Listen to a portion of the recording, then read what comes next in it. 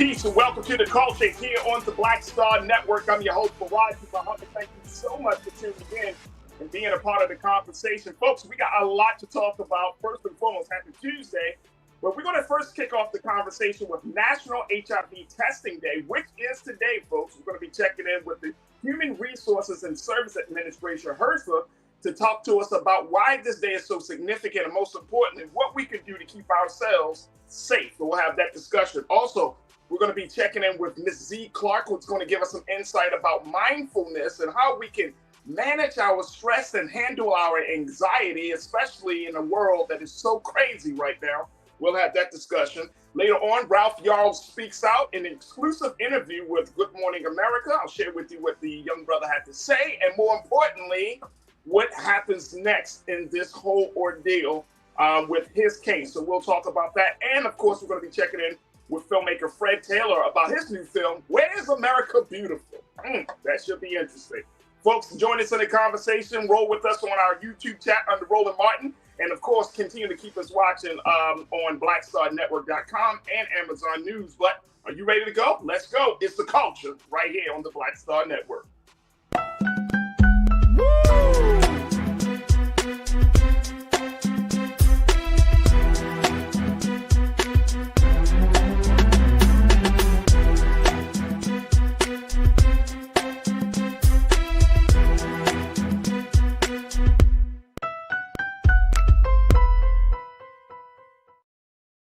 All right, folks, welcome to the culture here on the Black Star Network. I'm your host, Farajii Muhammad. Thank you so much for tuning in and being a part of the conversation. Let's jump right in, folks. It is National HIV Testing Day, which means that you should know your status today. You can go to any health center in your area and they will do it. There are so many opportunities and resources that are available in your neighborhood health center, where you can find out your status, not just about HIV, but about any STD, and making sure that you put sexual health and you're making it a priority. Today, we're going to be checking in with Captain Maha Mufati, who is going to give us some insight in some of the latest data around this whole epidemic of HIV. Because, folks, guess what? HIV is still around. AIDS is still around, and we want to make sure that we keep this in mind, especially when there is so many changes in relationships. There are so many changes in the culture. And so we want to make sure we keep you safe. So without further ado, we want to welcome Captain Mufati from the Human Resources and Services Administration, HRSA, to talk to us a little bit about what we can expect for National HIV Testing Day. Captain, welcome to the culture here on the Black Star Network. How are you, sir? Excellent. Thank you for having me, Farajii. Thank you for being with us. First and foremost, let's talk about this National HIV Testing Day, June 27th. How did this happen, Captain? How was this day designated to be the day where we should know our status? Yeah, National HIV Testing Day is June 27th, and it's an important awareness day that really to encourage everyone, people, listeners out there, your listeners, to get tested for HIV, know their status, and get linked to care and treatment. And this year's theme, take the test and take the next step, really emphasizes the need that knowing your HIV status helps you choose what options to take in order to stay healthy. And I think this day is just a reminder to all of us, created to raise awareness for the fight against HIV. As you mentioned, Farajii, HIV is not over, and we should do a much better job of testing and raising awareness. Do you see, Captain, that there is still some level of interest among, say, some members of the population? I'm thinking, I grew up in, I'm in my 40s, so I grew up in the time where the 80s and the 90s, where HIV was so prevalent. It was such a major part of the national conversation when we talked about health and well-being at that time. It has died down. Other things have certainly got into the picture. But do you see that there's still some interest among maybe specific categories of Americans, among young people versus the baby boomers? Or is it just across the board that there needs to be some greater awareness? Oh, that's a great question, Farajii. So, overall, just in terms of context, where are we with the epidemic? Overall, nationally, we've made some good progress. the last several years, the number of new infections are decreasing. In 2021, we saw a 14% drop in HIV among men who have sex with men, and people with HIV are living longer and thriving thanks to HIV medication and being virally suppressed. That said, we still had 32,000 new cases of HIV. Respect to your questions in terms of special communities, special populations, despite the progress we've made, HIV continues to have a disproportionate impact on certain populations, including, Black and Latino people, who account for a disproportionate share of new HIV diagnoses relative to their size in the population. And as you mentioned, gay, bisexual, and other men who have sex with men continue to be the population most affected by HIV. And lastly, young adults continue to be at risk with those under 35. So we have a lot of work to do despite the progress, which brings us to National HIV Testing Day. A lot of work to do. I want to share some more statistics that your agency, HRSA, has put out there, because I think this is important. Keena, if we could post this quote about where health centers and where we are with this situation. Take a look, folks. Health centers serve as a key point of entry for HIV prevention services and the diagnosis of people with HIV. In 2021, health centers, quote, provided nearly 3.3 million HIV tests to more than 2.7 million patients, provided pre-exposure prophylaxis management services to over 79,000 patients, linked 83% of newly diagnosed patients to care within 30 days, treated over 200,000 patients diagnosed with HIV. And HIV in the U.S. receives services through the Ryan White HIV and AIDS program each year. In 2021, that program provided services to more than 576,000 people, which, Captain, sounds like there's a lot of work that's being done. There's people that are participating in this process to keep their health in place. But as you mentioned just a moment ago, there are still some challenges in getting this message out to specific segments of our community, whether you're talking about Black and Latino, you're talking about those who are in the LGBTQ community. So I'm wondering, what is the big challenge that you're seeing, that your agency is seeing in getting the message out? Is it that people are in the state of denial? Are people feeling like, well, if I catch HIV, and now we're at a point with our medicine, with our technology, that I can live with it, it's not such a big deal? What is the big challenge for you? Yes, excellent question, Farajii. So there are a number of barriers to HIV prevention work, HIV testing, and you mentioned some of them. Some people who do not know they have HIV can't get the care and treatment they need, and they transmit HIV to others without knowing it. So they're not getting tested due to underestimating their personal risk, being complacent. Oftentimes, we separate out HIV services from other routine healthcare services, and that misses huge opportunities to engage people in HIV testing, prevention, and treatment. By pushing the message that more people need to be tested, we can hopefully normalize HIV testing as opposed to something that is viewed very different.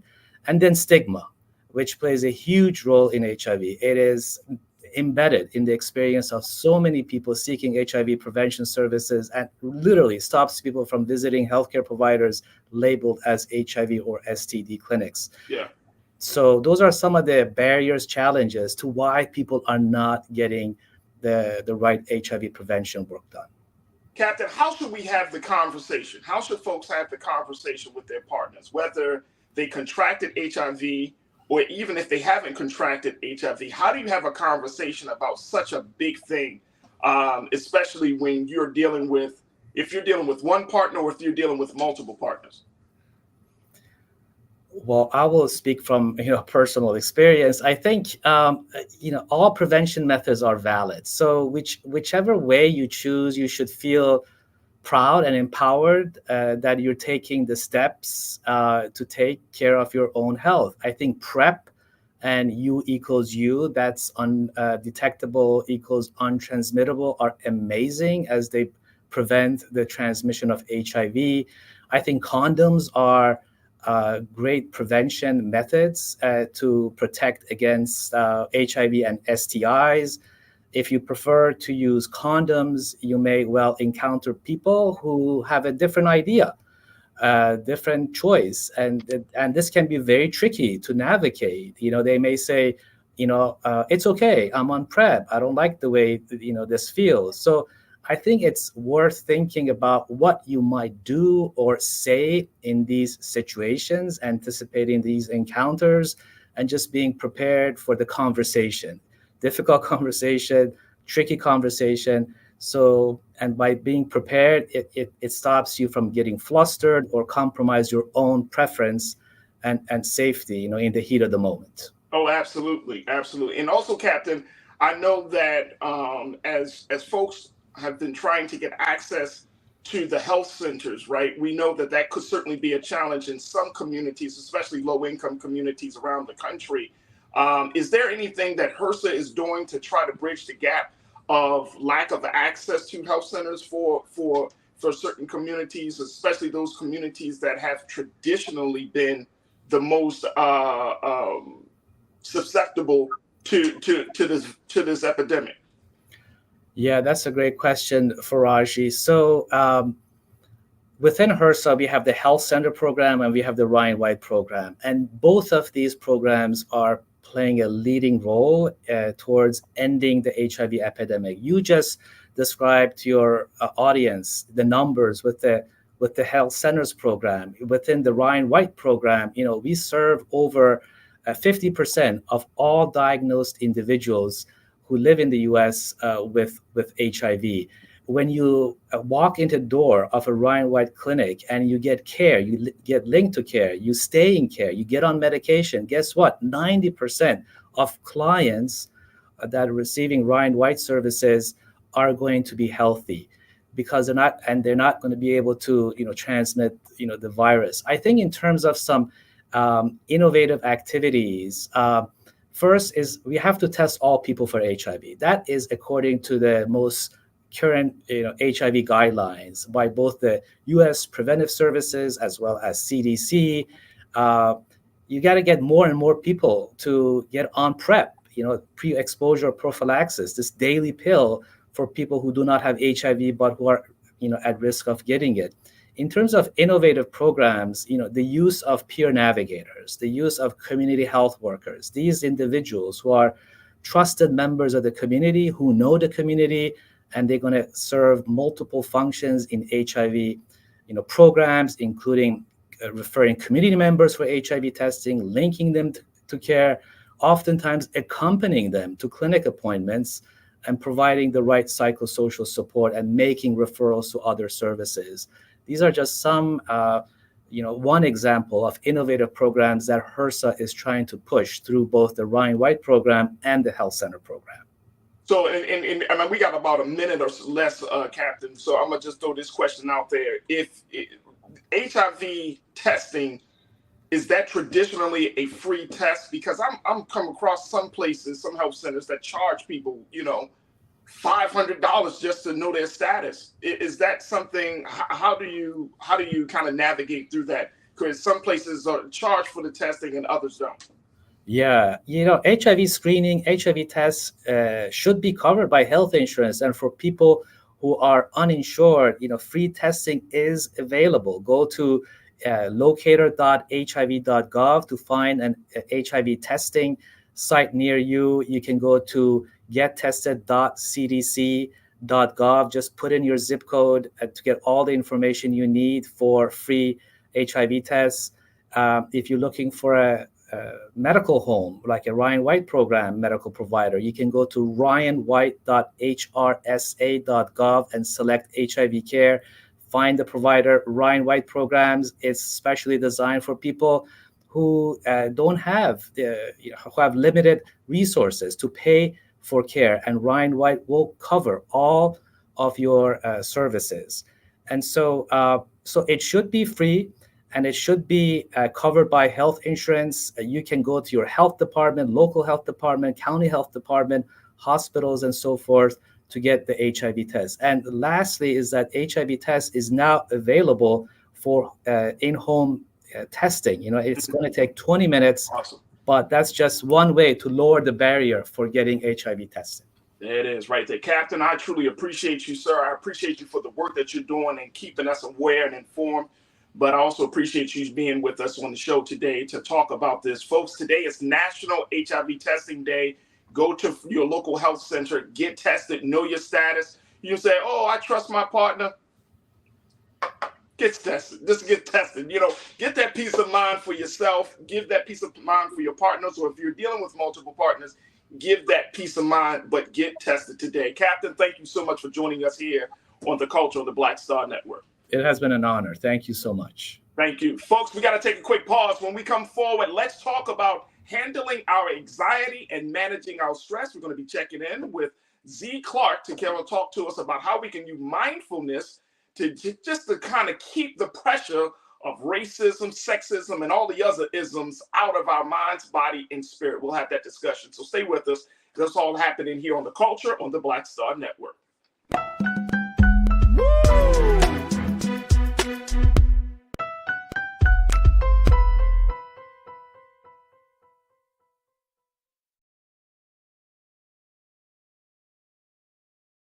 When you talk about blackness and what happens in black culture, we're about covering these things that matter to us, speaking to our issues and concerns. This is a genuine people-powered movement. There's a lot of stuff that we're not getting. You get it, and you spread the word. We wish to plead our own cause. Too long have others spoken for us. We cannot tell our own story if we can't pay for it. This is about covering us. Invest in black-owned media. Your dollars matter. We don't have to keep asking them to cover our stuff. So please support us in what we do, folks. We want to hit 2,000 people, $50 this month, raise $100,000. We're behind 100,000, so we want to hit that. Y'all money makes this possible. Check some money orders. Go to P.O. Box 57196, Washington, D.C. 20037-0196. The Cash App is $RM Unfiltered. PayPal is R Martin Unfiltered. Venmo is RM Unfiltered. Zelle is Roland at RolandSMartin.com.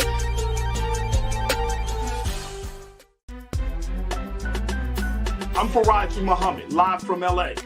And this is The Culture. The Culture is a two-way conversation. You and me. We talk about the stories, politics, the good, the bad, and the downright ugly. So join our community every day at 3 p.m. Eastern and let your voice be heard. Hey, we're all in this together. So let's talk about it and see what kind of trouble we can get into. It's The Culture. Weekdays at 3, only on the Black Star Network.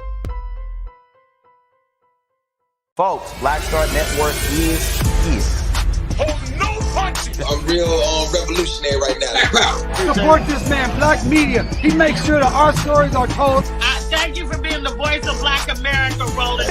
I love y'all. All momentum we have now, we have to keep this going. The video looks phenomenal. See, this difference between Black Star Network and black-owned media and something like CNN. You can't be black-owned media and be scared. It's time to be smart. Bring your eyeballs home. You dig?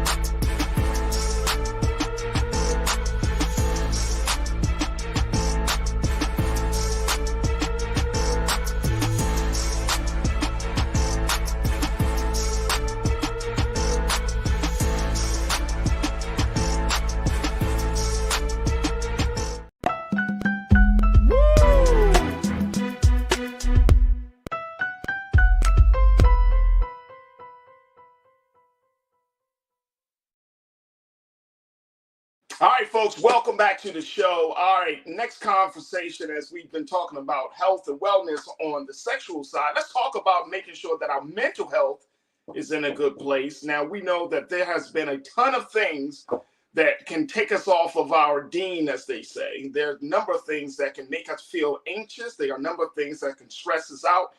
But what are the best ways? What are some of the best strategies that we can start to use right at home, within ourselves, among ourselves, that can help us to find some level of balance and peace? And this is what my next guest is working all about, especially as she's doing the great work of working in BIPOC communities, meaning that she's working in communities that have oftentimes been marginalized and have felt the greatest impact of racism, sexism, and all the other isms that this country is confronted with. So I'm very, very happy to be joined by the author of the book, Black People Breathe.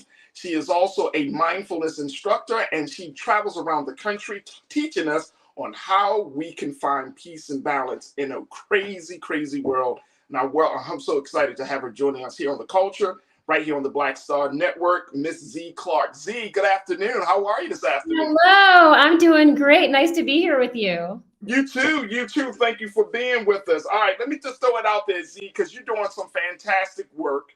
Mm-hmm. You're author of the book, Black People Breathe. Just take a breath. Yes, Wusa. Do a little woosah, but you're traveling around the country. You're not only just talking to individuals, you're talking to organizations, you're talking to Fortune 500 companies, and you actually have a very unique experience because you came into doing this work of mindfulness, yoga. You were trained in India. So first, let's talk a little bit about your personal journey, and then we'll talk about that collective journey that you want us to be on. How did you get to that place? Yes, well, I spent over 20 years in corporate America working at big Fortune 500 companies, startups in Silicon Valley. And usually I'd be the only Black person, the only Black woman. And that came with a lot of microaggressions. People would say stuff like, hey, are you the new diversity hire?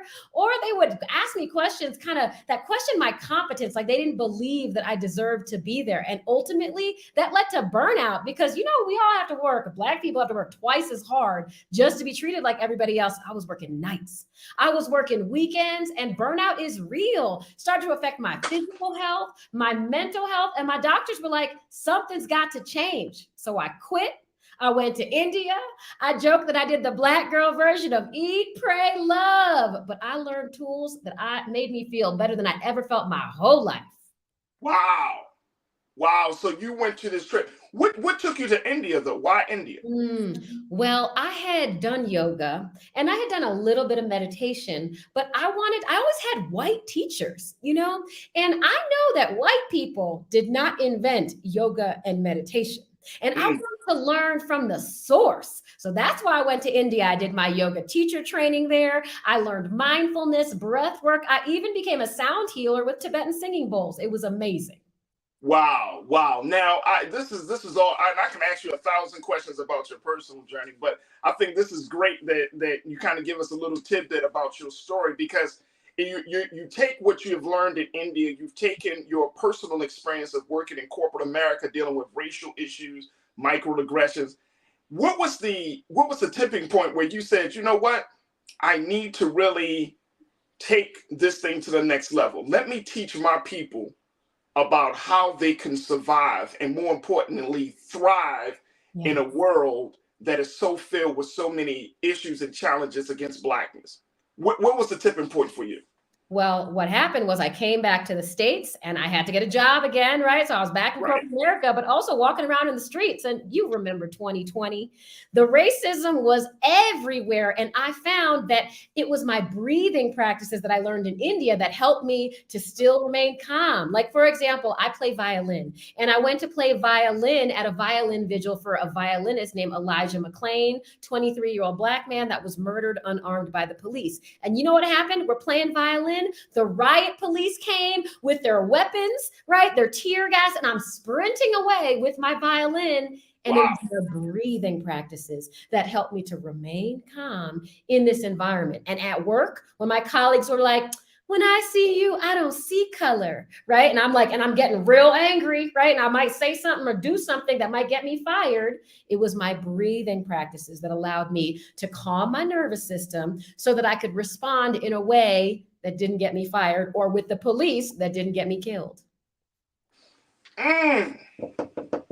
right, so I got a question for you. When you have, and one of the things that you mentioned on your website is, let me make sure I pull this up because I thought this was interesting. You said that you want to help us to create the best flow for us to be in both work, home, and I throw out there the overall world, just to be in our existence in this world. When you have those type of incidents, and I think a lot of us have had those experiences, right? Yes. But when you have those incidents, should we kind of is what you're teaching is, some people might say, oh, well, she's just basically sucking it up and kind of moving on. Give us a little bit of understanding on that. Is that what's happening, or is it more of like, no, I'm not going to allow somebody else's negative energy to come into my space and disrupt me from being who I need to be? Like, what's happening there? Because some of our people, and I think you already know this, Z, somebody say, oh, you think what? And 0 to 60 says, we going. We off. Well, look, here's the thing. We can't control what other people say or do, right? Okay. What we can control is how we feel inside. Are we going to let them impact our mental health and our physical health? Do you want to give them that power?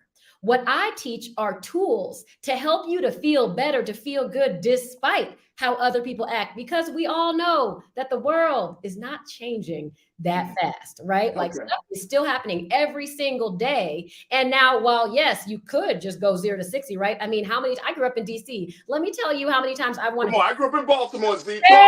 Come on. We the DMV. I get it. Life on the East Coast. I get it. You know, so we know we'll tell you. I mean, even just my face, like even. So here's the thing, that like if we tell them how we really feel, right, that might have a negative impact on the outcome. For example, look, I got stopped in my book, Black People Breathe, I have a chapter called Shopping While Black, where I tell a story. I was at the grocery store and a grocery store employee called the police and said that I stole deli meat. Now, let me tell you how hard it was for the police to find the meat in this vegan's car. Okay. Right? But now my DC would be like, mother, like, I don't have any, you know what I mean? I'm just cuss this dude out. But there was 2 dudes, white dudes, like over 6 feet tall. You can't tell, but I'm 5'2.5". Okay. And if I told them what I really thought, who knows if I'd still be here with you today. So I'm trying to give us tools to survive, but not just to survive, but to thrive, because I could have stayed mad, okay? You know that Black people have higher rates of high blood pressure than everybody else, right? Disease, okay, break it down. Dis-ease, right? And the microaggressions and the racism cause us disease, right? And now medical research shows that racism is a direct cause of our higher rates of high blood pressure, and it causes us chronic stress. And some of the symptoms, in addition to high blood pressure, weakened immune system. Let's talk about Black people and COVID. Okay. Diabetes. Who has higher rates of diabetes, right? Anxiety, depression, accelerated aging. Did you know that Dr. Martin Luther King was 39 when he died? But the autopsy showed that he had a heart of a 60-year-old. Yes, ma'am. We can't let this ma'am. That's why we need to breathe, right? To take care of ourselves. I'm about self-care. All right, so first and foremost, you're speaking to my heart right now, Z. Yes, I did read that, and I was blown away. And when I share with people that Dr. King, as great of a man that he was, and as great of a legacy that he has, he suffered a lot internally from mental health issues, from everything from paranoia to, like you said, his body being worn down because of the overt systemic racism that he had dealt with day in and day out of his life. So I think that's important. So talk to us a little bit before we take out, well, let me do this. We got to take our first pause, but I wanted you to come back to talk to us about the power of the breath, because I think that when people talking about mindfulness, and this is something that I personally have looked into, that just taking the moment, being in the present moment, will allow you to see things differently and to feel differently, and for you to think clearer. So I really want us to kind of delve a little bit more into the power of the breath, because everybody thinks, oh, I'm breathing. I'm already breathing. What are you talking about breathing? And it's not just taking in and blowing it out. There is an exchange.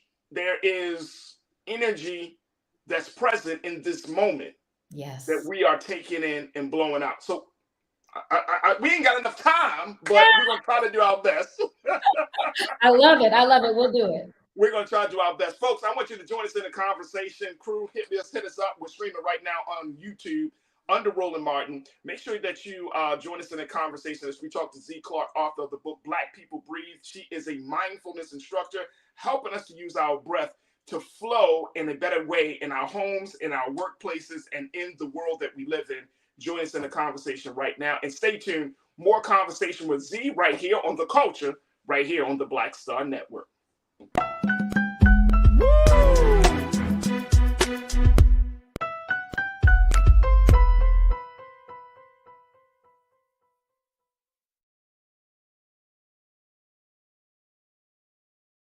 Hatred on the streets, a horrific scene, a white nationalist rally that descended into deadly violence. White people are losing their damn minds.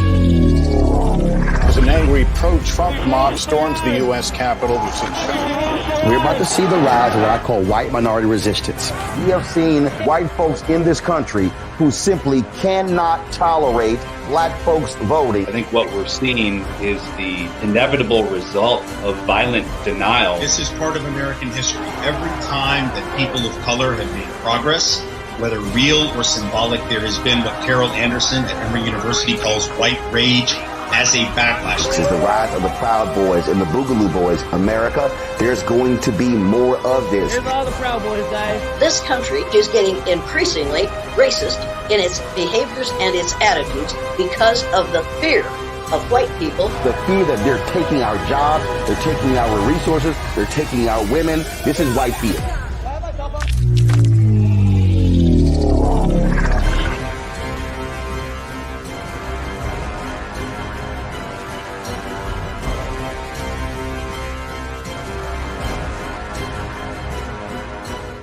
Black Star Network is here. Oh, no punch! I'm real revolutionary right now.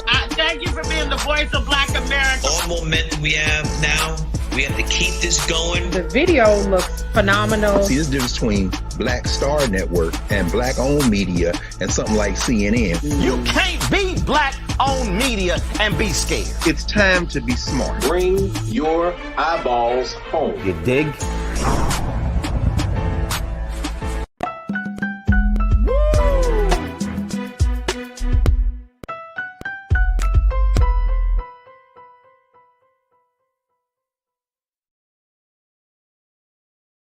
All right, folks, welcome back to the show. We've been chatting it up with Miss Z Clark, author of the book, Black People Breathe. There it is. Look how beautiful this book is. And it's an opportunity for us to learn about the power of the breath, to learn about mindfulness, and how to keep the negative energy of being Black in America from on the outside, and we can still find inner peace and balance on the inside. And Z has been just breaking it down, talking about her story, but more importantly, talking about why it's important for us to even have a conversation about mindfulness. First and foremost, one of our wonderful culture crew members, Janelle Fields, she checked in. She said, Farajii, her book has the most wonderful illustrations of gorgeous brown people. Thank you so much for bringing Z on the show. Janelle, thank you so much for making that comment, and wanted to share that with you too, Z, that you got some folks out there that truly appreciate the work that you're doing. But let's talk a little bit about this, the power of the breath. What is it about the breath that is so important for us to realize that something that we do, we breathe each and every day, and you know, I've heard it from pastors and I've heard it from healers and others, that we take our breath for granted. We all know that someday it's going to happen, the big day of us transitioning from this life to the next. Yes. We all know that's going to happen. We're going to die. But there's something about making sure that we understand and we appreciate the power of the breath. Talk to us about that, Z. Well, the breath is life, right? That's the source of life. The breath is energy, right? And we all know, oh, take a deep breath, but let's get into it. Why, right? Well, see, the breath has the ability to impact our nervous system. So when hard things happen, right? When you see a police car, I don't know how you feel when you see a police but I'm like, my heart rate, right? They don't even have to be looking at me, and my heart rate goes up, right? That's real. That's real. That's real. So, but it's not just that, right? You might be at work, somebody might say something, right? People get upset, or you're anxious, you're worried, you're scared. You know, my chapter, Black People, in my book, Black People Breathe, I have a chapter called Safety is a Privilege, and we stay up at night worrying about ourselves and the people in our lives. Well, here's the thing. With the breath, we can actually change how we're feeling. And so I believe the breath is like medicine. Just like you take Advil when you have a headache, just like you take antihistamines when you have allergies, there is a specific breathing practice that you can do based on how you're feeling. If you're triggered, there's a breathing practice. If you are anxious, there's a breathing practice. And people might be like, I breathe all the time. What you talking about, sis? Well, it's breathing with intention. It could be long and deep breaths. It might be short and fast breaths. It might be holding your breath, but there's a specific breathing practice that you can do based on how you're feeling so that you can feel better. And guess what? It's free. You don't need to make an appointment. You don't need to go to a class. You can just go to my website, zclark.com, on the resources section and click on anger, click on frustration, click on tired, right? And you can do it anytime, anywhere. What is the physiological impact and benefit of that? Does the truly help you, like when you're taking intentional breaths in, letting them out, being mindful about your breathing? What's the physiological? Does that allow you to think clearer? Does that allow you to move quicker? What's the physiological impact of that? Well, let's start with what happens when we are stressed or triggered or something challenging is happening is our sympathetic nervous system kicks in. Our sympathetic nervous system is our fight or flight or freeze nervous system. Your heart rate goes up, your breath gets short, you might start sweating. There might be parts of your body that tense up. And what breathing practices can do is they stimulate the opposite, the parasympathetic nervous system. That is your rest and digest nervous system to slow down your heart rate, to slow down the breath. And you're right. What happens is then you can think straight. How many times have you been triggered and you might say something that if you were calmer, you might not have said that or done that in the moment. And so it allows you to think clearly so that you can be in this world from your highest self as your best self, rather than an emotionally triggered self, which sometimes, you know, we all get there. It happens to the best of us. But breathing, especially in the moment when stuff happens, is the pause between stimulus and response, right? And just taking just one breath, right? One deep breath, one of the ones, the easiest tool in my book, Black People Breathe, is an extra long exhalation. Somebody says something to you that makes you be like, you know what I mean? Then you just... and you exhale for as long as possible. And then you can say what you think. And I'm not telling you to don't call people out. That's not what I'm saying at all. I'm saying that it gives you the pause to allow what comes out of your mouth to get you the outcome that you desire. It's like a natural reset button. Yes, exactly. Exactly. A natural reset button for the moments, for those tense moments. Yes. So what I'm hearing from you, Z, is this is not just about racism and all of the outward stuff. This is the type of stuff that can help us within our personal relationships with family, friends, our intimate partners, and things like that. Because we get into those conflicts, we get into those moments, and then, you know, I noticed that within the Black community, so much stuff goes down. I'm thinking about a situation. I was talking to my engineer, Keenan, about this just yesterday. But there was this situation in Chicago where this Black man punches this woman in the face while they're at a carryout just a few days ago. He punches her. She contacts her 14-year-old son who happened to be in the car to let him know what happened. The 14-year-old comes into the place, shoots at this Black man for touching his mom, for punching his mother. Yeah. And according to the reports, when the brother tries to run out because he just got shot, the 14-year-old follows him and shoots him again, killing him. And I think about how circumstances like this happen every day in Black America. Yes. From the fact that that Black man decided to put his hands on a woman to the fact that her response to that stimulus was, my 14-year-old son, get the gun and kill this Black man.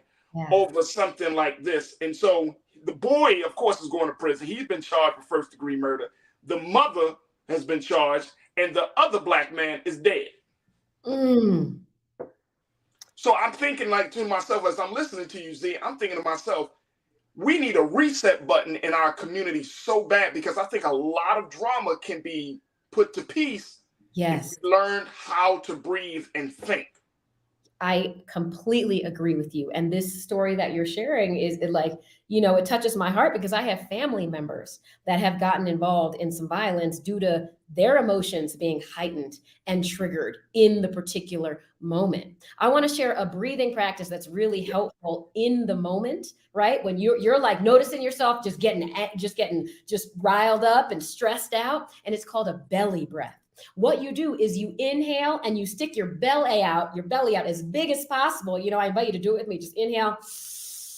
And then you exhale and your belly comes towards your spine.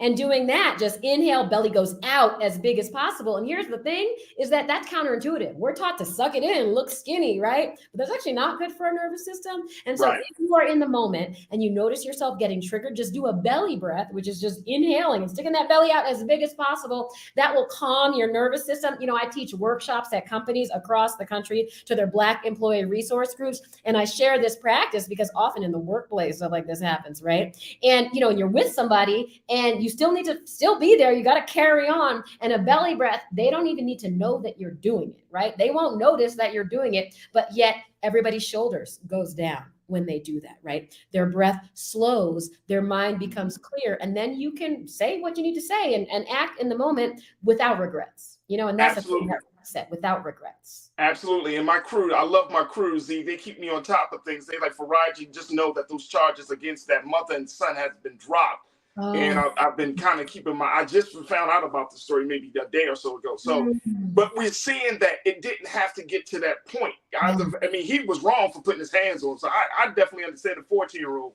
But then at the same time, the response, and we're seeing so many of this. And like you're saying, like the use of the belly, the use of our body, I think that unfortunately, we live in a culture and a society where, since other people don't value Black bodies, that same level of self-hatred has been embraced by us, where we don't value our own bodies. So we eat whatever we want to eat.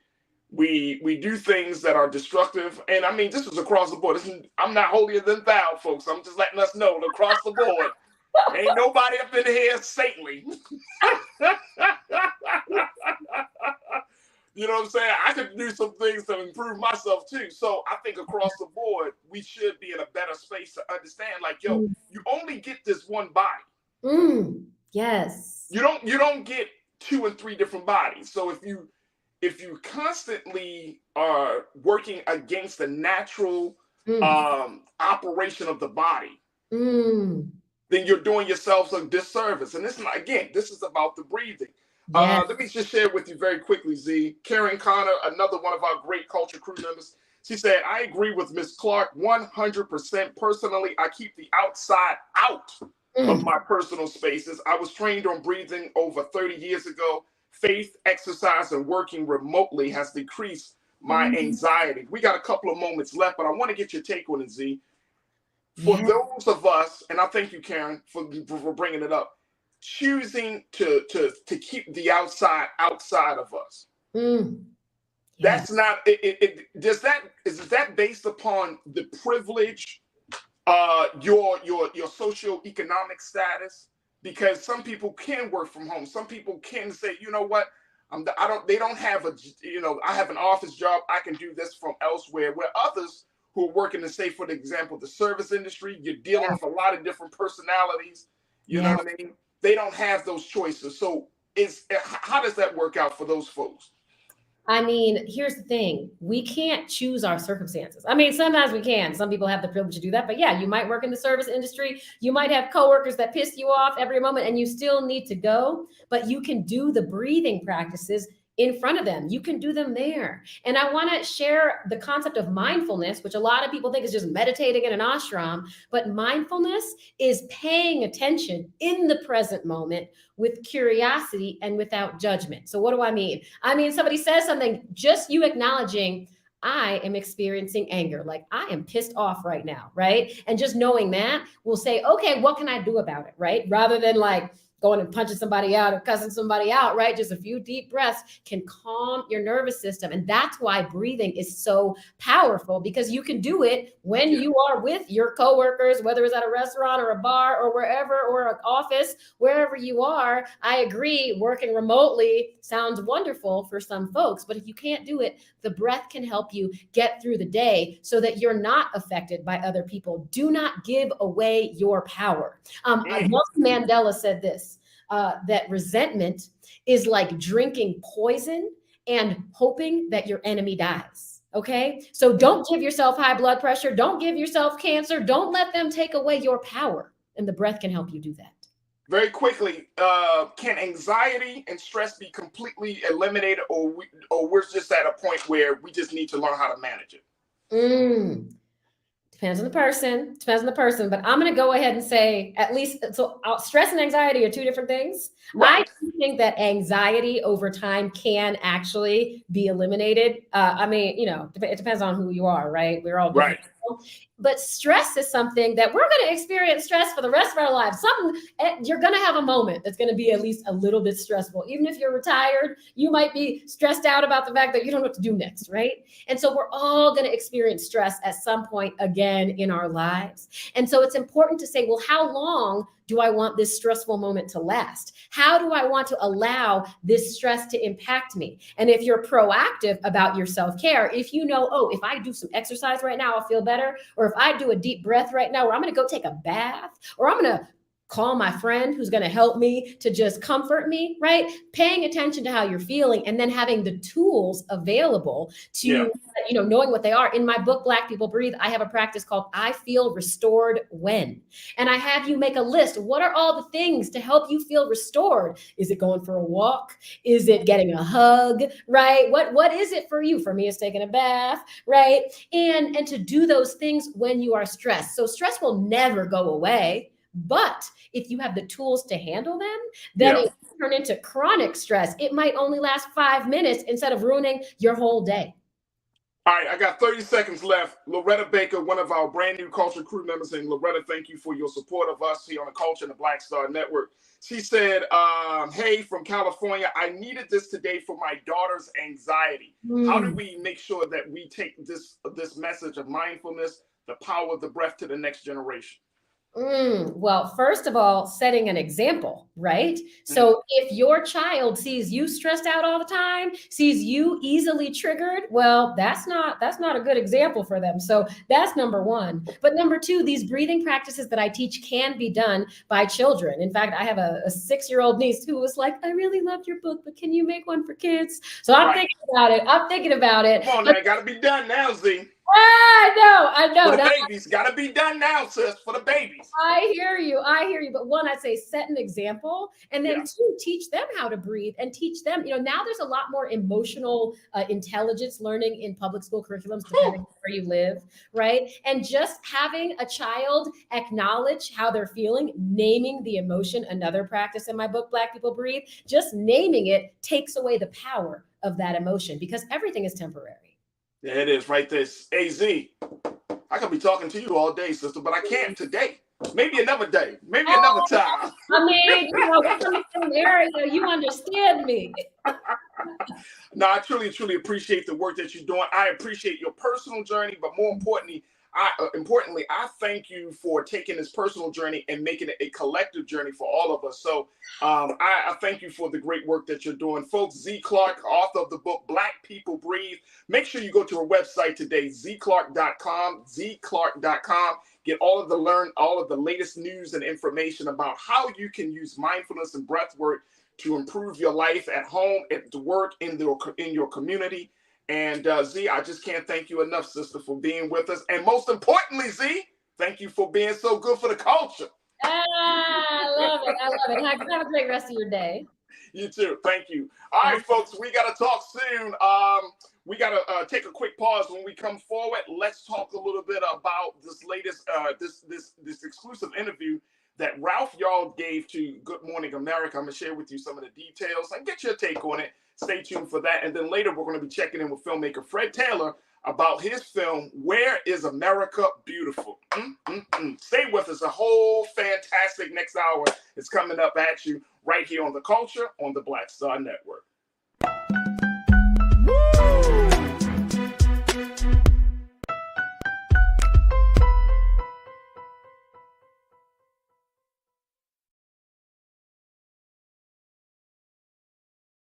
Folks, Black Star Network is here.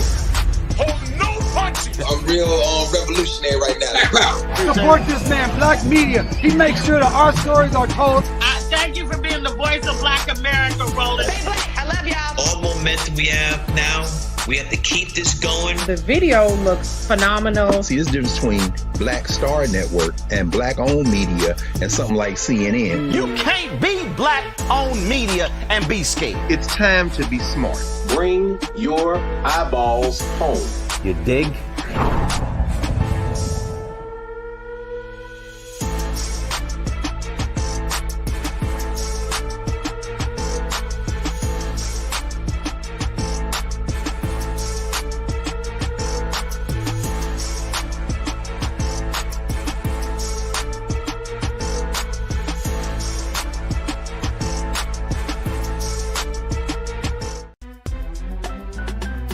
I'm Farajii Muhammad, live from LA. And this is The Culture. The Culture is a two-way conversation. You and me. We talk about the stories, politics, the good, the bad, and the downright ugly. So join our community every day at 3 p.m. Eastern and let your voice be heard. Hey, we're all in this together. So let's talk about it and see what kind of trouble we can get into. It's The Culture. Weekdays at 3, only on the Black Star Network. When you talk about blackness and what happens in black culture, we're about covering these things that matter to us, speaking to our issues and concerns. This is a genuine people-powered movement. There's a lot of stuff that we're not getting. You get it, and you spread the word. We wish to plead our own cause. Too long have others spoken for us. We cannot tell our own story if we can't pay for it. This is about covering us. Invest in black-owned media. Your dollars matter. We don't have to keep asking them to cover our stuff. So please support us in what we do, folks. We want to hit 2,000 people, $50 this month, raise $100,000. We're behind 100,000, so we want to hit that. Y'all money makes this possible. Checks and money orders go to P.O. Box 57196, Washington, D.C. 20037-0196. The Cash App is $RM Unfiltered. PayPal is R Martin Unfiltered. Venmo is RM Unfiltered. Zelle is Roland at RolandSMartin.com.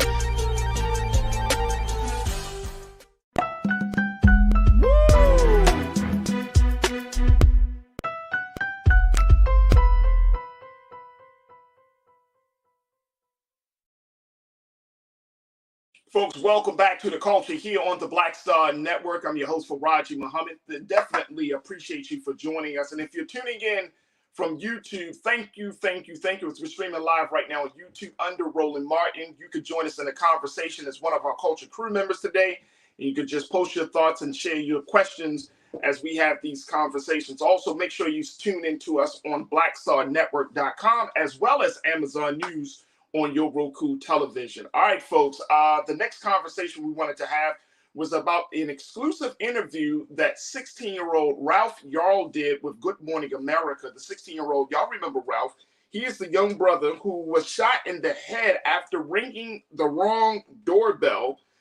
He decided to do this interview as this is his first time speaking out since the situation. And I have to say, the fact that this man is giving an interview, this young brother rather, is giving an interview after being shot in the head and the arm is a miracle in and of itself.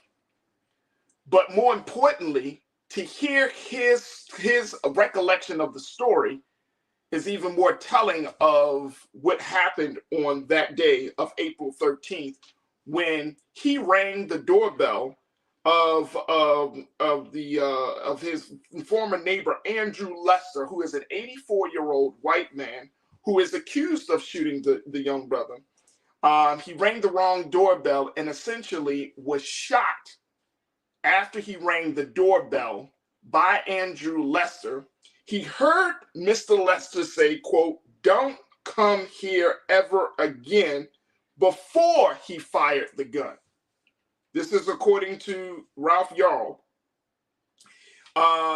And now Mr. Lester is facing 2 felony charges in the shooting.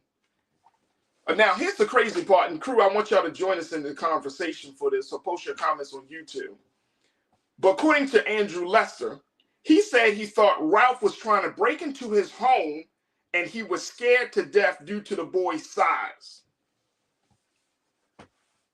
How crazy is that, considering who breaks into your home by ringing the doorbell? Okay. Young brother Ralph Yarl, he's shorter than 6 feet and probably under 170 pounds. He said in the interview, he said, "I'm thinking there's no way he's actually going to shoot." Then it happened. I want to play just a couple of seconds as a brief excerpt of this interview that Ralph Yarl did, an exclusive interview that he did with Good Morning America. Check this out. Were there any words that were exchanged before he shot you? He only said 5 words. "Don't come here ever again." There are a lot of things that are going on inside my head that aren't normal. I've been having headaches, trouble with sleep, and sometimes my mind is just foggy. Like, I can't concentrate on the things that would be easy for me to do.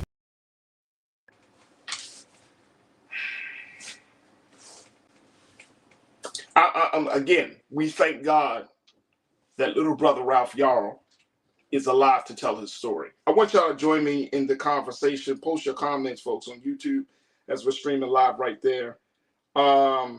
Bernice, you checked in. Bernice King, you said, yes, the racial strife, COVID, daily tension has caused the increase of conditions. So you talked about the little bit of the mental health and the things that we're facing in this country, but we're also facing a deep-seated, unfiltered level of racism, Bernice, and I think you understand that with this whole situation. And of course, this is Ralph Yarl's case. It has been, unfortunately, one of many cases that have come up over these past few weeks of people going to the wrong doorbell or pulling up in a driveway and someone responding with a gunshot. Someone comes out with ready to harm somebody else. Come on, man. Pauline, you checked in and said, "Is Andrew Lester in jail?" Let me just share with you that. I think that's a great question, but here's the answer on that. Here's the answer. He's not in jail. He's not in jail. The conditions of he's out on he has a $200,000 bond, which prohibits him from having any type of weapon or having direct or indirect contact with Ralph or his family, according to Clay County Sheriff's Office spokesperson Sarah Boyd. A majority judge granted a motion in June to seal evidence in the criminal case against Lester after his attorneys argued the media coverage of the case would hinder his ability to get a fair hearing. So he is not in jail. Okay?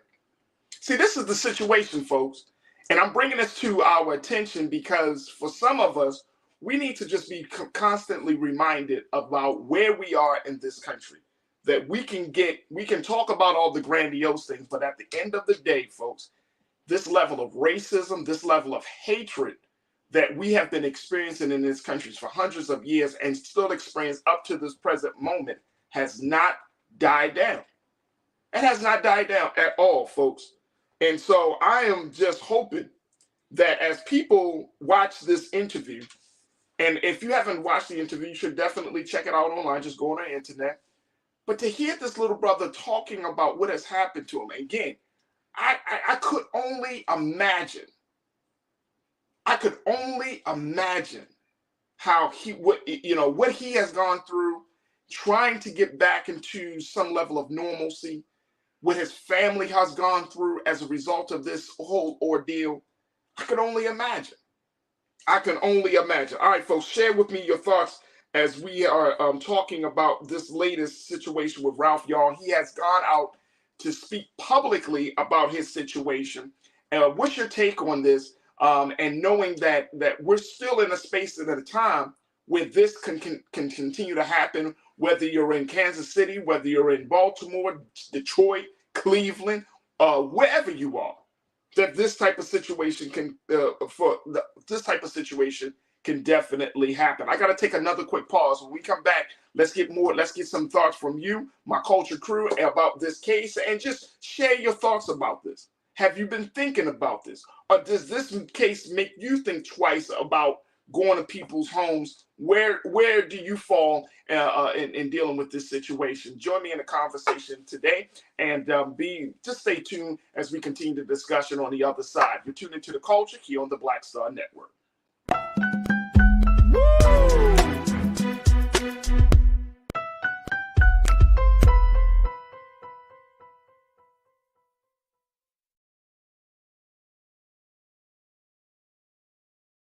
Hi, I'm Dr. Jackie Hood Martin, and I have a question for you. Ever feel as if your life is teetering and the weight and pressure of the world is consistently on your shoulders? Well, let me tell you, living a balanced life isn't easy. Join me each Tuesday on Black Star Network for A Balanced Life with Dr. Jackie. We'll laugh together, cry together, pull ourselves together, and cheer each other on. So join me for new shows each Tuesday on Black Star Network, A Balanced Life with Dr. Jackie.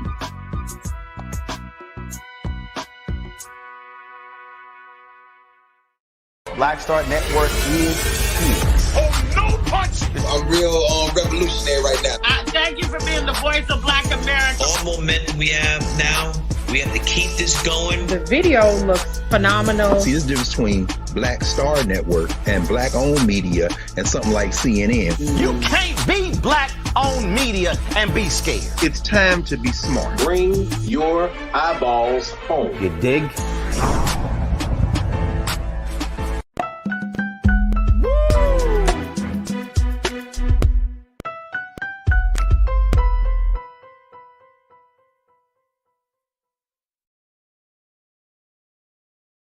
All right, folks, welcome back to the show. We've been talking about Ralph Yarl, the 16-year-old young brother who was shot in the head by his former neighbor, Andrew Lester, in Kansas City, Missouri, back on April the 13th. His story has garnered national and international headlines.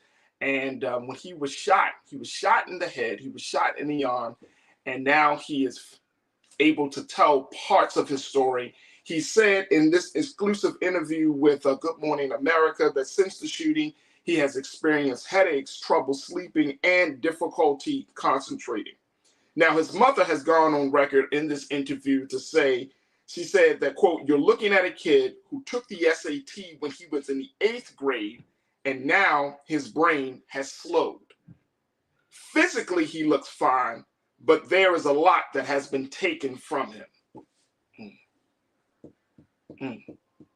We continue to pray for the recovery of Brother Ralph, and more importantly, to pray for the family, because this has struck home for a lot of people in this country, especially Black youth. There he is again, folks.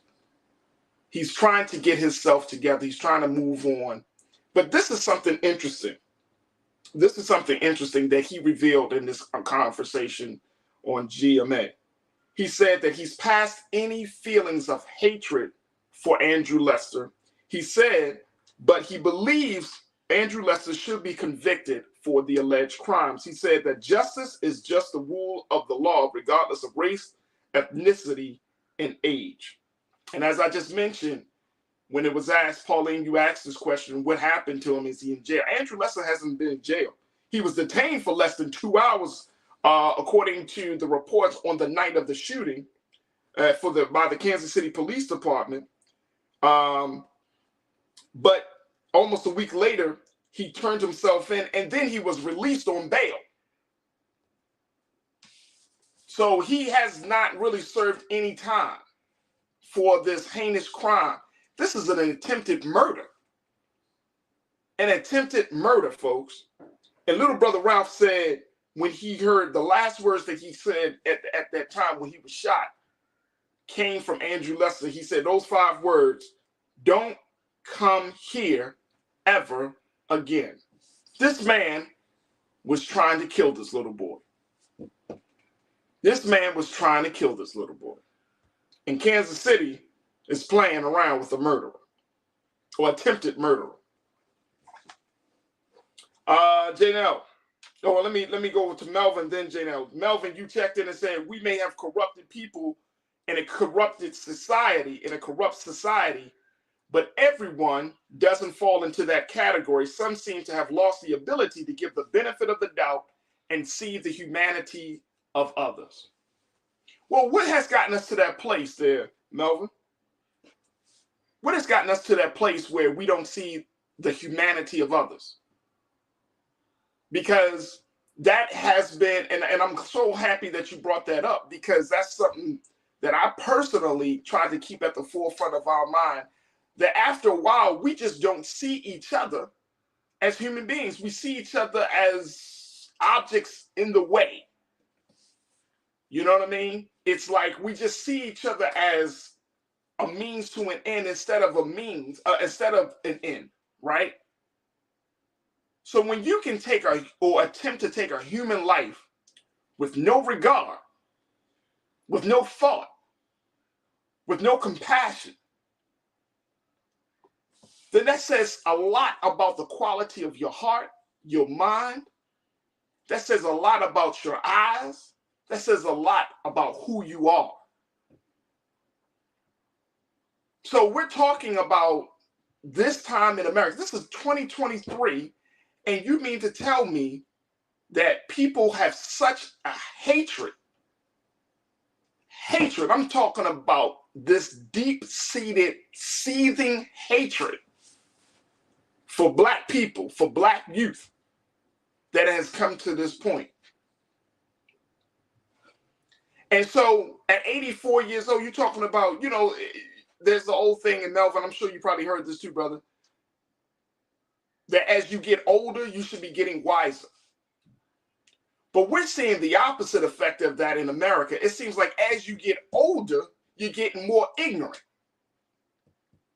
As you get older, where you're supposed to have a full understanding of life, you understand people, you understand changes, it seems like the opposite is happening, where as we get older, we come inward. We become more isolated. We become less, what's the word I'm looking for, folks? You know, you're not able, you're not willing, rather, to really understand people's experiences. You become less patient with people, less tolerant of people. You become grumpy in your disposition. You become hateful in your heart. Because, you know, I don't want nobody to bother me. As if you haven't learned the lessons of how to interact with other human beings in the same space at the same time. That's the part about it. You get older and you become more like a child than you do as a grown, mature, adult human being. Melvin, you also said we have moved the goalposts of what civilized means. I love that. I love that. I love that. I absolutely love that. Thank you so much, Melvin. Because this ain't civilized behavior. This is not civilized behavior. You can't say that we are a civilized society and you got incidents like this happening. Karen, my sister, thank you, Melvin. Karen, you checked in and said, our young Prince Ralph Yarl is blessed to be alive and articulate. Facts. I hope he will file and win a civil lawsuit against the shooter. Personally, I only visit homes of people I know well. But it was a simple mistake. You know what I mean, Karen? Simple mistake. You know, sometimes he was trying to pick up his brothers. He said in the interview that he didn't even know what the family of where his brothers were staying, what they looked like, who they were. But they actually were like a block or so down from where the shooting took place. But he didn't know anybody. So he said when he saw Andrew Lester come through the door, he just thought it was somebody's grandfather. You see what I'm saying? So you make a simple mistake like that. Again, if somebody was trying to cause you harm, where they, you know, knock on your door and ring your doorbell, I mean, we've heard it, but You know what I mean? Like it's simple things. It's simple things. And one of the things that touches me the most about this is that this little brother still doesn't have hatred in his heart. That's what he said. I don't hate Lester. I want to see him convicted, but I don't hate him. Come on, man. We're such a good people, man. I'm telling you, we are a very special people. That when any type of harm or violation can happen, that we still try to see, and this is going back to your point, Melvin, we still try to see the humanity in people. Yes, we want to see people get, suffer some level of consequence, but we still have a little bit of trying to see the humanity in people because that's who we are. That's our nature. That's why when we talk about black on black violence in this country, right, it disturbs us to the core of our soul, because when other folks commit violence against us, we show our humanity. But when we show violence against ourselves, the hatred runs deep. And it speaks volumes about where we are and how we've been conditioned. And more importantly, the quality of our heart. Terrence, you checked in and said, that's the truth, brother. Yeah, I'm glad that is the truth. Thank you so much, Terrence, for that confirmation, brother. I agree with you. JJ, you said, I don't hate him either, but I definitely hate what's in him. He's still the vessel. Hate, when we just talk to Z, talk to our mindfulness instructor, look, we don't have time to be carrying hate in our heart. But seeking justice is not being hateful. I want to say that again, folks. Seeking justice is not being hateful. And somewhere along the line, and I'm not saying that this is the case that you take, this is not the stance that you're taking, JJ, so please, I hope you don't misunderstand me. But somewhere along the line, when we call for justice against those who have inflicted pain on us, or call for justice for those who have violated us, that's not because of hatred. That's because that's the natural law of cause and effect.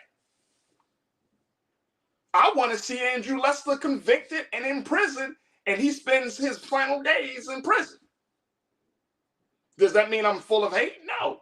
It means that I see the law of justice, and I'm with little brother Ralph Yarl on this. The law of justice is at a higher point than me hating you because of the color of your skin. You wrong, you wrong. Now, if this would have happened if an older black man would have shot Ralph Yarl. I know we probably haven't thought about that or don't want to think about that, but maybe say that would have happened. I wonder what the conversation would be around that. But justice is justice. See, justice don't care about your race, your socioeconomic background. It don't care about what kind of car you drive, what kind of clothes you wear. It don't care about your status. It don't care about nothing of that. It's whether you're right or wrong. And if you're right or wrong, if you're on the wrong side of being right, then you got to suffer the consequences for your actions. You are not a victim. You checked in and said, this young man sounds more mature than most adults.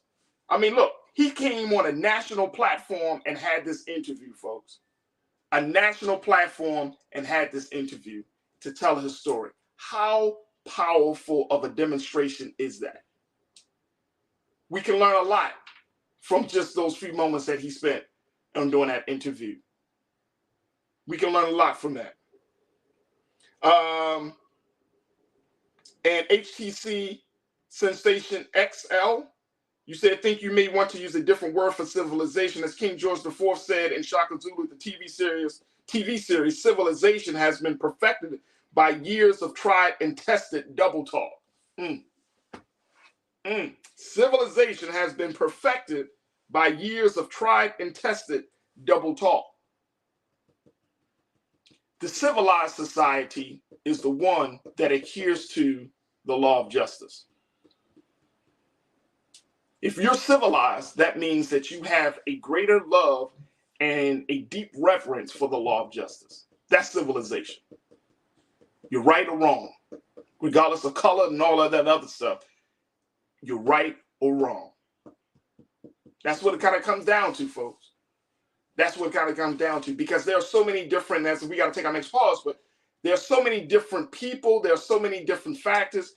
The very thing that I think, this is just me, some of you may agree or some of you may disagree, but the thing that I think will bring America back on track is justice and truth. Those are the two factors. If the law of justice is applied in America, for real,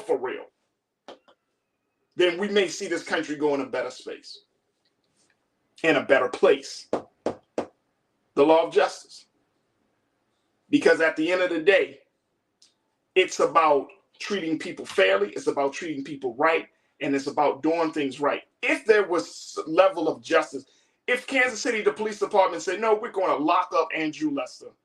He did wrong. He made a terrible decision, but at the same time, he needs to feel the full brunt of this. Then our minds, our hearts, our spirits can be at ease because justice has been served.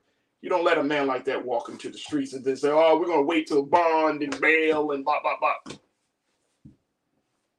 Missed opportunity to bring some peace of mind to a group of people that don't have any peace of mind at all. From the time we wake up to the time we go to sleep, we are stressed and full of anxiety.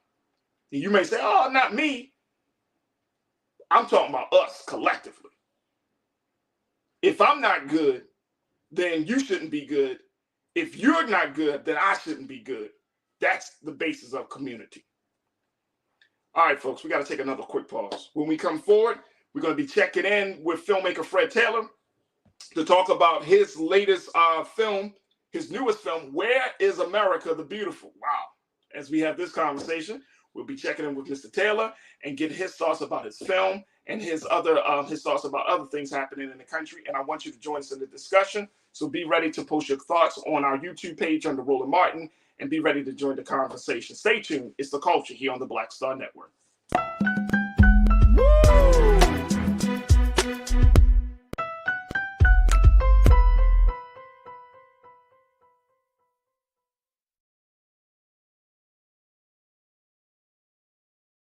Black Star Network is here.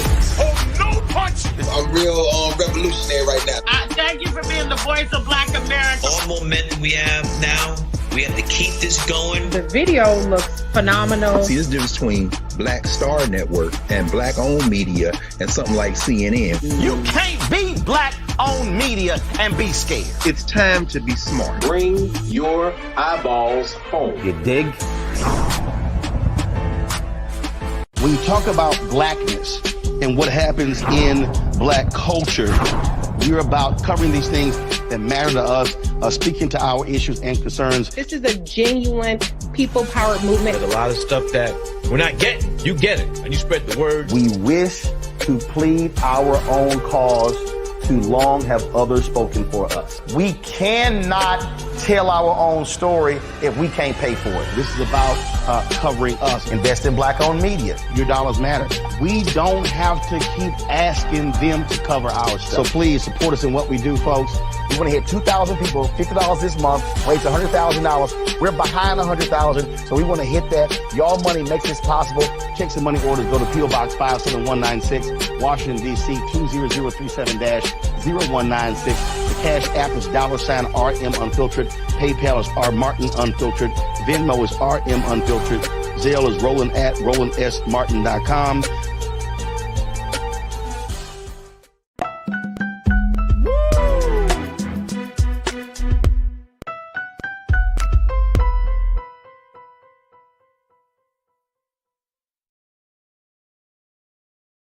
All right, folks, welcome back to The Culture here on the Black Star Network. Our final conversation today is with a brother who was the previous guest on the show, and I truly enjoyed having this brother talking to us And now he comes back, not just having conversations, but to talk about his new project, Where is America the Beautiful, which is a new film that he has produced and directed. So I'm happy to welcome back to the airwaves of the culture here on the Black Star Network, Mr. Fred Taylor. Fred, thank you so much, brother, for joining us once again. How are you this afternoon? Very well. It is a pleasure and an honor to be here, my man. Seriously.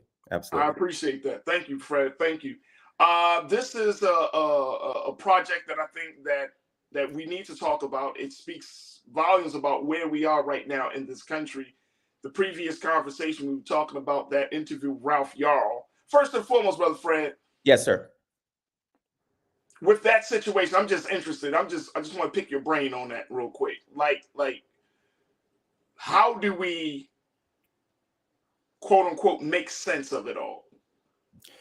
You know, it's really interesting because there's many things in life that we can't make sense of, that don't make sense to us. You know, it doesn't make sense to, have the transatlantic slave industry. It doesn't make sense to lock people in chains. It doesn't make sense to have 85% of the labor in the South before the Civil War be slave labor. It doesn't make sense to, after you free these people, for them to live in apartheid for 100 years. It doesn't make sense for you to systematically destroy their leadership. It doesn't make sense to put liquor stores and check cashing places on every corner in their neighborhoods as well. It doesn't make sense to encourage young Black male youth to only think about sports as well. None of it makes sense. And so can you really wrap your mind around it? And is it the place where we should be constantly focusing? We should have conversations, we should have discussions, we should draw lines of demarcation. But at the end of the day, we have to find our own path.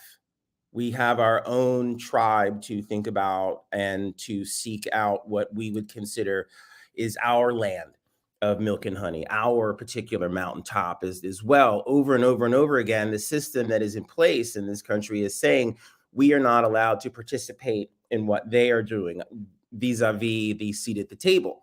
So I really think the conversation at times is less about trying to figure them out, but how do we build our own table and have our own seats? How do we build our own table and have our own seats? Absolutely. But you're saying, and I think the approach that you're taking is very interesting in the sense that you're saying that if we have to accept the fact that some things won't make sense to us. Yeah. I mean, it's not our value system. I mean, you said it yourself earlier, you said we're a very forgiving culture in spite of the atrocities that happen against us. We err on the side of understanding and love and forgiveness and humanity. And we do that all the time. And we accept everybody into our diaspora. We had to accept people that were the products of, sexual assault for hundreds of years into this country as well. We live in a country where if you are biracial, you are normative Black, not white, and we accept those people. We all have those aunts and uncles and some of us parents and things like that are literally half white. But we accept them into our tribe versus in many instances for them, they are rejected unless they can pass. You know what I'm saying? So, yeah. You're right. We have a level of understanding about what life is all about in a bigger picture sense. Even our perceptions about longevity, even our perceptions about passing into other places in the universe. Death is not the end. Death is just the next level of understanding for us. And those of us that have passed in this life under tragic circumstances, whether we're talking about Trayvon Martin or George Floyd or Breonna Taylor, they are leaving legacies and learning lessons behind for the rest of us to adhere to and to understand and know when it is our time to pass or to turn as well. I mean, we are fundamentally one of the most intrinsically important cultures in the history of mankind. That is one of the other reasons why we suffer so much abuse. And the other one is that we come from the continent with all of the natural resources. If you took Africa off the grid, the lights would go out. Right. all over the world. Right. know? Right. Exactly. Right, And imagine given the opportunity to have all of those resources over the past 500 years, we would be the greatest country, or we would be the greatest continent in the world. They keep circumventing us from being able to succeed. We live in a world where the NBA is pretty much 90% Black with no ownership. And now that Michael Jordan has stepped down, we're faced with that question again. Who's going to be a Black owner in a Black dominated sport that we absorbed and took over? Any industry that we've been allowed to come into, we have scored, but we systematically are not allowed to rise. This network is a tremendous example of that. No, I agree. It had to go rogue to be seen. I agree, brother. I agree with you wholeheartedly. So that brings us to the point of your film. Where is America the Beautiful? What was the inspiration behind this? I know that might not be a silly question, but I'm sure that there was a tipping point. There was an incident. There was a moment where you said, you know what? I need to put this out on film. What was that for you? The biggest tipping point or incident was that I had a relative who was a young man in his 40s, and he passed away of COVID. And every time I started talking to people about it, everybody was sort of dismissing it. He was in New York at the time. And people didn't really want to take his life very seriously. And I was hurt. And these were people that I was friends with. These were people that I thought I had long-standing relationships with, and they didn't want to think about it. And then, the George Floyd thing happened. And again, I saw a lot of people sort of, step to the side and say, not my problem. Or a lot of people for the first time get up and say, oh my God, this is a problem. But now I don't know how to do it or get it done. It's just like, you can't run on the court if you don't know the plays or know how to run the offense.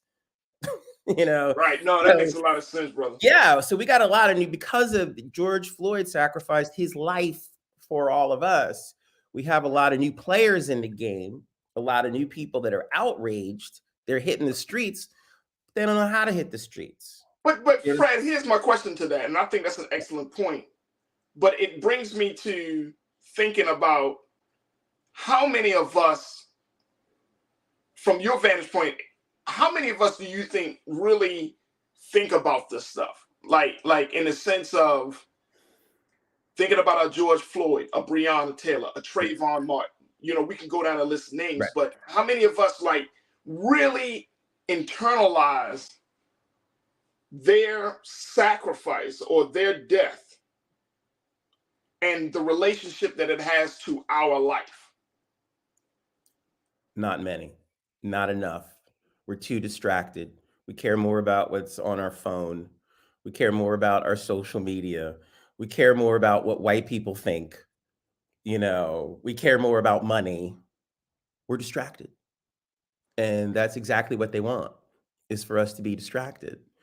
I was at a Black Lives Matter march in 2016 filming, and I was walking to the march with an old Black man, and we were laughing because he said, oh, we're doing it all over again. I was there the first time around, and he said, it's a shame that we did all of that fighting and dying 50 years ago, and for what? So we could all hang out and party together in clubs.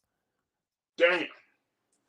Right. He said, that's what happened. The only thing they did was they freed us to be able to go in any bathroom we wanted to go into, or to marry whoever we wanted to marry, or play sports, or sing and dance and sell our records, or to be able to go into a nightclub and hang out. But we didn't have enough geopolitical systemic change happen. And at times you feel that these other people that you've just mentioned, we have to make sure that they did not die in vain. If you or I can't be a catchphrase, because yeah. Hey, brother Fred, I've heard that at all of these funerals, the last funeral that Tyree Nichols, and I heard Reverend Al Sharpton make that very statement you did not die in vain. Your life was not taken in vain. Right. But the part that I think, and I'm so glad you brought up, is that we need to connect to is the fact that we have to be the ones to ensure that that can't come from the president, from vice president, from the state. Like, we as the people, we have to ensure that. I got to take a quick pause, but when we come back, Brother Fred, I want us to kind of continue this conversation and down that line. And of course, I want to get an opportunity to show, just, I know you have like a 90-second trailer of your film, Where is America the Beautiful? So I want to share that. Folks, I want you to join us in the discussion. Post your comments on your YouTube page as we're streaming live right now under Roland Martin. And let's continue the conversation about this film. Let's continue the conversation about where we are in this country. Stay with us. It's The Culture right here on the Black Star Network.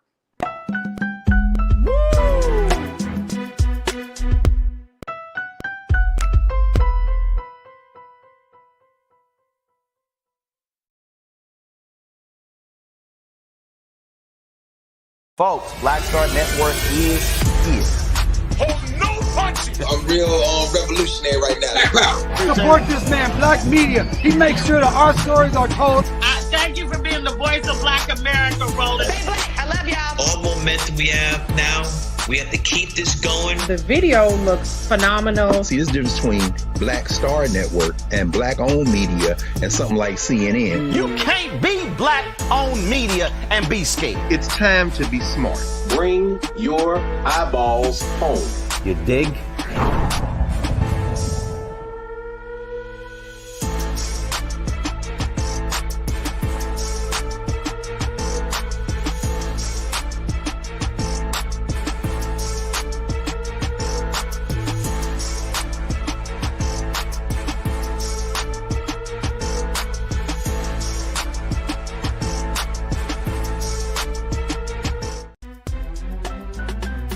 I'm Farajii Muhammad, live from LA.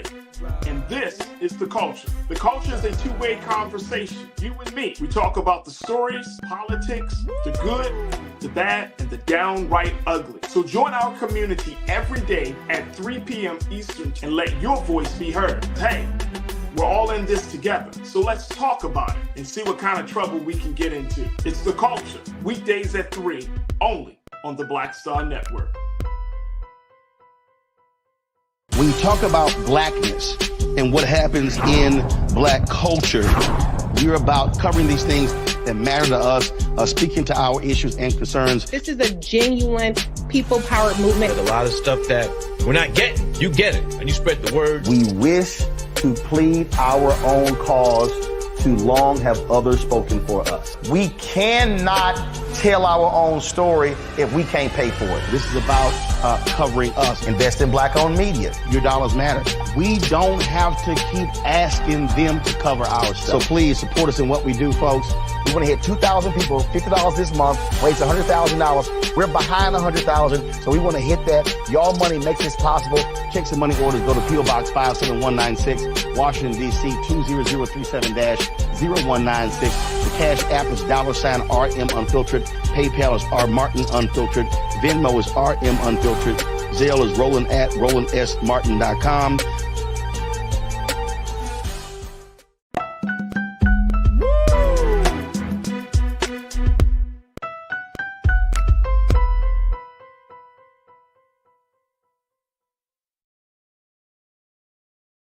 All right, folks, welcome back to The Culture here on the Black Star Network. We've been checking in and talking to Brother Fred Taylor, who is a filmmaker. He has a brand new film that's going to be coming out, that's going to be screened, called Where is America the Beautiful?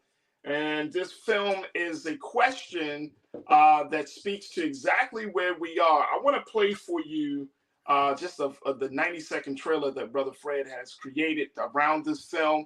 And then we're going to get some more details on how we can check this film out as he puts this question to Black America. Take a look at this.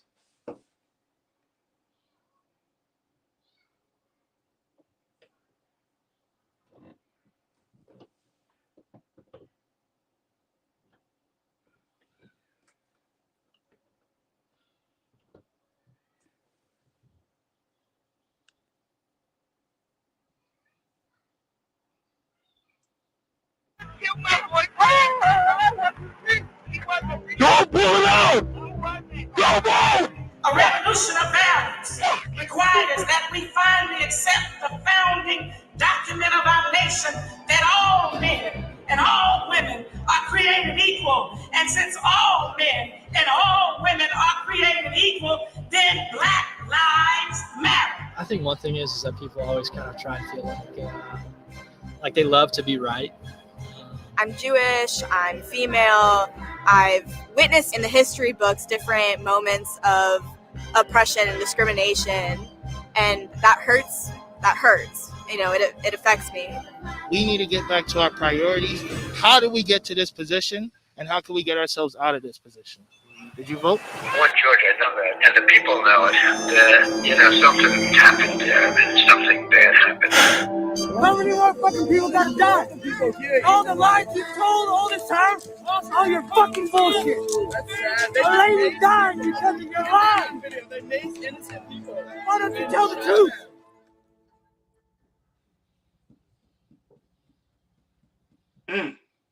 Brother Fred, yeah, that's some powerful images, brother. Powerful. Some of those pieces of video and everything that you put in the film, I'm familiar with, and the other pieces I'm not familiar with. But that's powerful. That is powerful. Talk to us a little bit about this film, brother. Well, it's interesting. You talked about the things that you recognized, and then the things that I'm sort of bringing to the table, bringing to the mix is as well. It's all of those things. It's like we are the summation of all of these images that are thrown at us or hurled at us every day.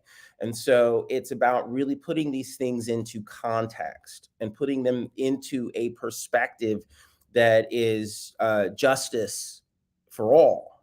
You know, too much we have been taking images and turning them into opportunities and venues and agendas for only specific people. You know, similar in the past, like you watch old movies and you're like, wow, there's no Black people in these movies. You know, we have that same problem in the news cycle and the news media now. That's why you guys have this network. I mean, it's like, hey, here are these images and we're going to show you them in a positive light rather than in a negative light. Or we're going to use them as discussion points for elevating the culture rather than continuing to beat down this group of people that we have been colonizing for 500 years. Right. You know, that's what this is about, is sort of a reorganization of visual language. So yes, there are images that you've seen before that you need to see again. And then I'm adding in these other elements of things that you have not seen. For instance, there are images there of a Trump rally and stuff like that I went to. And, you know, as Black as I look right now, I was that Black then too, trying to go to a Trump rally. And what was the feedback that you got? What was kind of response that you got? And, you know, because I know that I've seen images and video of some Trump supporters who are very vocal about where they stand, you know what I'm saying, with Black people, with the country, and all of those things. So what was your experience like? They're as vocal as us, and at times, maybe even more. They're all about it. They're doubling down. You know what I mean? It's kind of like you get into an argument with somebody and you say, okay, let's go outside and talk about it. And you turn around, you're trying to discuss it with them and they punch you in the mouth. Dang. Now, what are you going to do? Because the discussion is over. You going to just lay down or are you going to hit back? So that brings me to this point then, Brother Fred, where when we talk about, all right, I've heard President Biden often talk about trying to find some reconciliation or trying to find some ground, some level ground to work from, right? Is that possible? Is this a pipe dream for us to try to figure out, okay, we're going to try to work with them? And I'm not even talking about Trump supporters. I'm really talking about the mentality. This is not about any one particular party. This is really a mentality. Because you got some folks in the Democratic Party who's like, nah, I don't give a damn about the poor. I don't give a damn about Black people. So, you know, is this a pipe dream? Yes. And I'm going to tell you why. Because even though some of those people that you said that are in the Democratic Party that are these so-called vaunted liberals, they don't care. They want to hang out with us. They want to party with us. They want to date us. They want to like work with us, make money off of us as ecosystems. They like Black people who make money, not those that, you know, make trouble. Right. You know, Right. that rock the boat. You know, and then on the conservative side, it's just total zero factor. They're not interested. They don't want you around. They don't know anything about you. And they're constantly running scared. And they're not trying to know anything about you. Right. They're going to have to grow and mature into that. And that's going to take time. And that's generational issues. That's their kids will start to swing our way on a certain level. But, you know, we are on our own. And we need to come to terms with that. And we have spent way too much time and our resources trying to figure out how to negotiate our way into the picture. And the problem is that they have a limited view of us. We do certain things. Now, those of us that are really good at sports, we get a lot of privilege. Those of us that are really good at making music, we get a lot of privilege. But then those of us that want to serve within the public trust were challenged, like Reverend Warnock. It was an insult to the intelligence of all Black people, and in particular Black men, that they ran that clown Herschel Walker against him, and that the voting was so close. They will take the sellout from our race over the person of dignity because their agenda dictates that they must culturally and financially dominate. That's it. So if they're never going to do anything to help the natives that they slaughtered from 20 million to 2 million, do you really think they're sitting around trying to work up a plan to make sure that we're taken care of? It's not in it's not on the books. They're not thinking about it. They're just thinking about how many of our kids can they hijack from us that will go work for them. And that might be working in mid-level management or in a hotel or fixing the roads or scoring touchdowns and dunking the basketball. Wow. They're good with that. They think that's equality. They think they've done their job. Yeah. They have not done their job. And they're not interested in doing that job. They're just interested in keeping us quiet, and they will do whatever they can to pacify us and give us whatever we want. So we'll just shut up and go away and sit down. Look, but Fred, I got to take a final quick pause very quickly. When we come back, I want you to give out the details of how this film can be seen in you know, across the country. I know that you got some screenings that are set up, so I want you to give that information. Folks have been checking in with Fred Taylor, filmmaker, and his new project, Where is America the Beautiful? We're going to get some final details on that when we come back. Stay with us. It's The Culture here on the Black Star Network.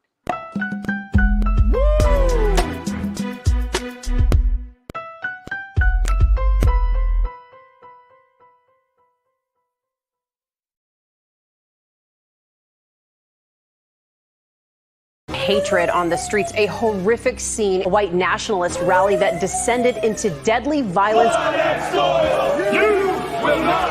White people are losing their damn minds. As an angry pro-Trump mob storms the U.S. Capitol, we're about to see the rise of what I call white minority resistance. We have seen white folks in this country who simply cannot tolerate Black folks voting. I think what we're seeing is the inevitable result of violent denial. This is part of American history. Every time that people of color have made progress, whether real or symbolic, there has been what Carol Anderson at Emory University calls white rage as a backlash. This is the rise of the Proud Boys and the Boogaloo Boys. America, there's going to be more of this. Here's all the Proud Boys, guys. This country is getting increasingly racist in its behaviors and its attitudes because of the fear of white people. The fear that they're taking our jobs, they're taking our resources, they're taking our women. This is white fear.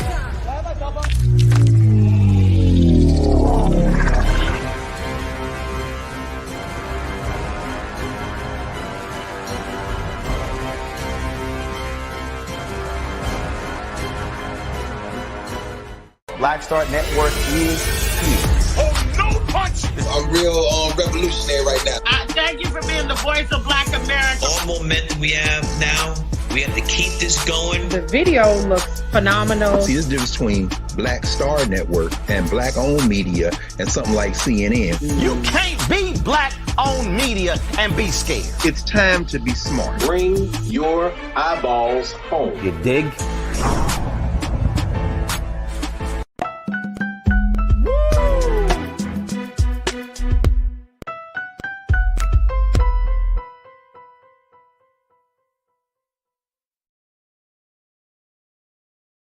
Folks, welcome back to the show. We've been checking in with filmmaker Fred Taylor, who has a new project out called Where is America the Beautiful? And Fred, we only have like a couple of moments left before the show ends, but I want to give you an opportunity to tell us how can people see this film. This is such an important documentary and an important project. So how can we support you, brother? Initially, I'm going to be screening in Hollywood, actually, today at the Chinese Man Theater at 4:30 in the afternoon with the film festival Dances with Films, which is the best film festival in Los Angeles, so the one with the greatest reach as well and impact, and is taking, these types of subject matters in documentary film very seriously. As well. So it's kind of a who's who film festival. So I'm really happy about that and very appreciative, and definitely a shout out to Jackie Tepper, who brought me in on that. Moving forward, the film is going to continue to move through other film festivals across the country and the world. And most importantly, the world. These films screen very well in other countries, and in particular, other countries of color specific to Africa and other people of Asiatic descent as well. So I'm looking forward to that. And then it's going to move over onto Amazon.com, which I have 2 other films that are there already. Counter History's Rock Hill is on Amazon Prime. And then also Pre-Existing Freedom, which is the precursor to Where is America the Beautiful as well. That film came out before this one. So as I keep making these documentaries, they hit harder and harder and harder until the point is being made as well, because we continue to march our way to freedom. And I, as a filmmaker, want to document it as well. You can go on YouTube and see a music video from this particular film as well under Where is America the Beautiful. There is a Where is America the Beautiful Instagram page, and you can find me on Instagram and all my other social media at FR3DER1CK. That's FR3DER1CK. That's everything. That's me. You will find everything, and you will also find it on my production website, which is tomorrowpictures.com. So I'm easy to find, and That's all awesome. this stuff is out there. That's awesome, Brother Fred. We got 30 seconds. What is the big message that you want people to embrace or take away after seeing Where's America the Beautiful? That one of the most important groups of people that have built this country are people from the African diaspora, and without Africans, there would be no America. End of story. And we cannot move forward as a society and accomplish anything until we resolve these matters of race and culture. And our race and culture is connected to everybody else's. And if we all did a bunch of DNA tests, we'd discover that the vast majority of us have some African ancestry as well. And we need to stop playing this game. And that's what this is about. Where is America the Beautiful? We're looking for it. And when we find it, we can stop playing these games. But we got to find it. And so we got to go on that journey and that search together to make this happen. We are all a lost tribe until we are all free. There it is. And guess what? Part of that journey is watching films like this to wake you up from the stupor of thinking that we're the problem when we're really the solution. I know, we're turning into a couple of old black men. That's all that's happening. We're just the old black men in a barber shop. Right. Facts. Hey, Brother Fred, I appreciate you. Good luck on making this film as successful as I know it should be and can be. But thank you so much for once again joining us for the conversation here on The Culture. You got it. God willing, we'll be reconnecting with you soon, brother. Absolutely. You're doing great work and you're doing important work. Thank you. Thank you so much. Folks, make sure y'all check it out. Where is America the Beautiful? And as you can say, follow Fred Taylor on all social media and continue to support Black cinema that has a purpose. All right, folks, that's going to do it for us. I thank each and every one of you. I thank my fantastic guests for joining us this afternoon. Make sure you do your due diligence. Check us out at blackstarnetwork.com, blackstarnetwork.com. Go to the website, download the app for free on all of your devices. And, of course, we are asking for your financial support because we want to be independent and free in our ability to tell our story the way we should tell our story. So your donation matters 1,000%. Go to blackstarnetwork.com. Also follow us on social media at Black Star Network on all social media platforms. And then while you're on social media, make sure you follow me, yours truly, Farajii Muhammad. You can find me at The Real Farajii on Instagram. I'm looking for more Instagram followers so we continue to put the word out. And you can find me on Twitter as well as Facebook. But I thank you for your support. Stay tuned. Up next at 6 p.m. Eastern Standard Time is Roland Martin Unfiltered. As always, never be afraid to challenge what's wrong. Stand for what's right while being yourself in the process. God willing, we'll talk tomorrow for another live edition of The Culture right here on the Black Star Network. Have a great afternoon and evening, and we'll talk soon. Peace.